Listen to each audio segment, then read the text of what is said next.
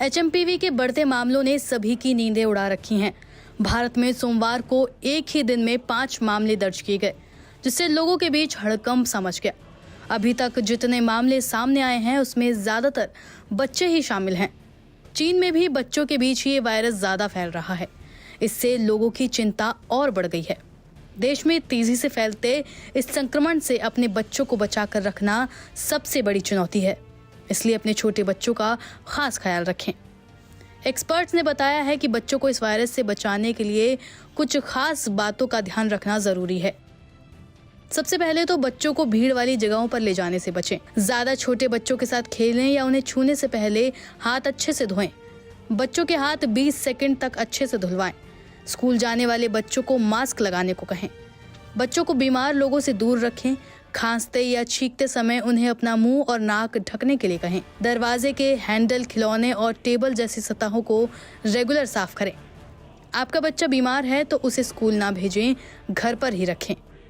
अभी तक की जानकारी के मुताबिक एचएमपीवी का कोई स्पेशल एंटीवायरल ट्रीटमेंट मौजूद नहीं है।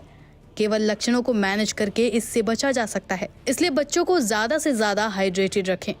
बता दें कि केंद्रीय स्वास्थ्य मंत्रालय के मुताबिक अब तक कुल 8 मामले सामने आ चुके हैं। बेंगलोर में इसके पहले मामले की पुष्टि की गई थी।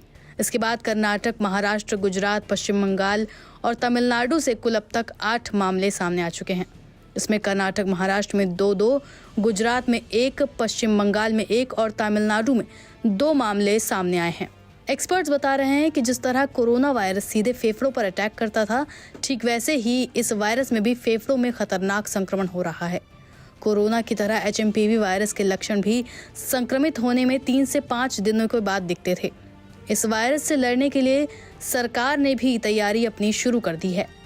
सरकार ने इसके लिए 4 जनवरी को ज्वाइंट मॉनिटरिंग ग्रुप की एक बैठक बुलाई थी। इस बैठक में WHO, DMC यानी डिजास्टर मैनेजमेंट सेल, IDSP यानी एकीकृत रोग निगरानी कार्यक्रम, NCDC यानी राष्ट्रीय रोग नियंत्रण केंद्र, ICMR यानी Indian medical council medical research, EMR यानी इमरजेंसी मेडिकल रिलीफ और एम्स के विशेषज्ञ शामिल थे। इस मीटिंग में WHO से कहा गया था कि वो जरूरी जानकारी सही समय पर भारत के साथ शेयर करे और सुनिश्चित करे कि इस जानकारी में कोई भी और किसी तरह का कंफ्यूजन ना हो। ICMR को भी जरूरी निर्देश दिए गए कि जांच के लिए टेस्टिंग सेंटर की संख्या बढ़ाए। IDSP को कहा गया है कि नए केस यानी मरीजों की कड़ी निगरानी रखे। हालांकि कुछ एक्सपर्ट्स ये भी कह रहे हैं कि कोरोना जैसी तबाही इस वायरल से नहीं होगी, क्योंकि ये बहुत गंभीर रोग वाला वायरस नहीं है। इससे ज्यादातर संक्रमितों में फ्लू जैसे लक्षण ही दिखने को मिल रहे हैं। आगे एक्सपर्ट्स ने कहा कि इस वायरस से घबराने की नहीं, बस ध्यान रखने की जरूरत है।